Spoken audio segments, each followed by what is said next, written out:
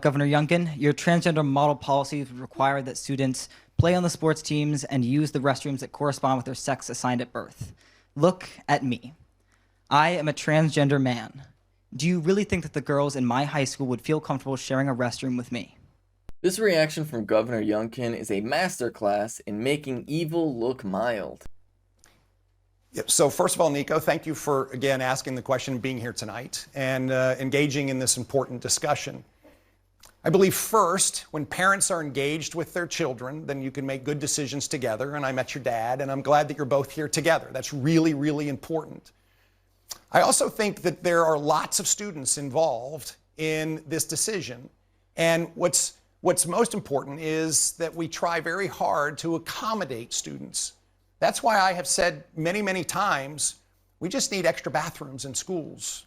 We need gender-neutral bathrooms, and so people can use a bathroom that they, in fact, are comfortable with. I think sports are very clear, and I don't think it's controversial. I don't think that biological boys should be playing sports with biological girls. There's been decades of efforts in order to gain opportunities for women in sports, and it's just not fair. And I think that's non-controversial and something that I think is pretty well understood. So you'll notice something really quick. So this young man asked about the simple fact of him wanting to go to the bathroom and how him going to the bathroom might affect other students, specifically in the sense of like, hey, if I'm a young transgender man, maybe, and I know this is wild, the girls in my class might not be comfortable with me going to the bathroom that they are using, and I just want to go to the bathroom, so hey, what's the deal here? And Governor Youngkin decided to shift gears and focus entirely on trans people in sports. Now, why did Governor Youngkin shift to trans people in sports? Well, the answer is very simple. Most people are deeply, deeply ignorant about the realities of hormone replacement therapy and all of the things that trans people undergo in order to bring our bodies more in alignment with gender, right? And one of those big things that happen is if you are a transgender woman, for example, all of the biological advantages that these people love to rant and rave about just kind of go away. I mean, quite literally, if you look at all of the research, you can see very clearly that the only kind of advantage that remains, and this is only a statistical average advantage, is that on average, trans women are a bit taller than cisgender women. But when you have hormones that are within the normal female range, well, then all of a sudden it turns out that all of the like muscles and all of those things also end up being within the sort of normal female range. And so that is why sports organizations have been allowing trans women to play in sports for years now. I mean, it has almost been 20 years that the Olympics has allowed trans women to participate, and yet, I know this is wild, no trans woman has won a gold medal in the Olympics, ever. And trans women are definitely not dominating in the Olympics. So, Governor Youngkin's idea of like, oh, it's completely uncontroversial to just ban trans women from sports is just completely wrong. It is actively dehumanizing and is a segregationist policy with which the Republican Party has used ignorance as a tool to springboard their genocidal campaign against trans people. Because fundamentally, it all starts with like, oh, there's biological differences, and then it turns into there's threats against women, they're threatening women's sports, to they're threatening women's bathrooms, to the complete genocidal campaign to effectively try and not only ban transgender people from public, but also to try and ban any type of hormone replacement therapy and all of the medical care that trans people receive. And it all is rooted in this just blatant misinformation that these Republicans are spreading. Yes, trans women belong in women's sports. There is not a competitive advantage. It is fundamentally untrue. And countless sports organizations and health organizations and civil rights organizations have come out very, very clearly on this,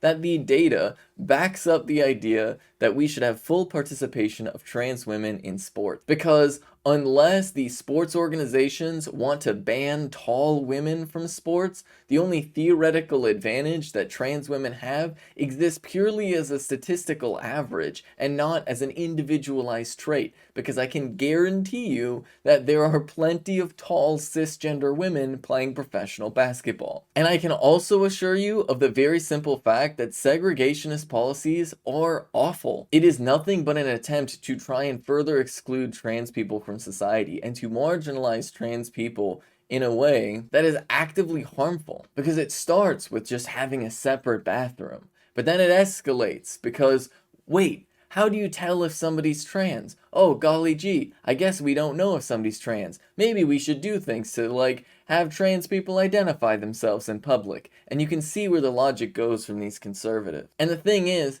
it's not like this hasn't happened before, because it literally has. These Republicans are quite literally running with the same playbook they ran with in 1930s Germany. It's even rooted in like the same anti-Semitic conspiracy theory. Like, you all know that all of this is part of like a weird white supremacist narrative that the Republicans push, where they quite literally are pushing this idea that there's like some sort of secret group of like Jewish people that are like transing everyone's genders and converting people into communism. And it's fundamentally ridiculous. But it also speaks to the extreme degree of evil that these Republicans are willing to push. And look, I know that there's going to be a lot of people out there who think that these ideas make sense, who think that like, yeah, we want women's sports to be fair, and yeah, golly gee, those transgender people sure do confuse me. Maybe we should just put them in their own separate bathroom so that I don't have to think about it. And I want you to know that you are completely ignoring the reality that actually affects trans people, and you are choosing the simple option of not having to think about other human beings,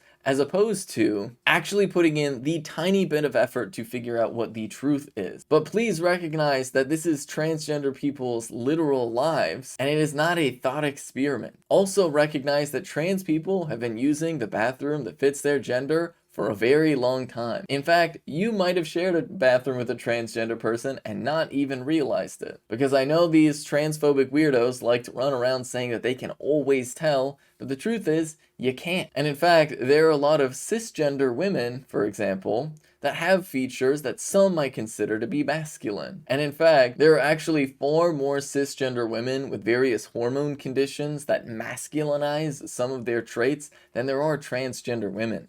And so any type of bathroom bill like this would actually end up affecting more cisgender women than it would affect transgender women. Because once you put in the gender police, then it becomes the question of, how feminine do you look? How masculine do you look? Are you really allowed in the bathroom here? And everybody starts policing everybody else's appearance. And then the question is, are you wearing feminine enough clothing? I don't know. Is this person really trans? Maybe. And all of a sudden that scrutiny turns into this very strict policing of people's bodies. It becomes these weirdos just hyper fixating on various features. Are you a cisgender woman with a strong jaw or a short haircut or broad shoulders? Well, you better look out, because these people might call the gender police on you and have you arrested for going to the wrong bathroom. It doesn't matter if you're cis, because they're not going to find that out until you're already in a jail cell. And that's a path that we are going if we let these transphobic weirdos dictate the policies of our country. So no, nothing Governor Youngkin said is reasonable here. This is nothing but hatefulness and evilness. He is banking on people being ignorant so that people don't notice how his policies are very explicitly harmful. And not just harmful to transgender people, but harmful to cisgender people as well.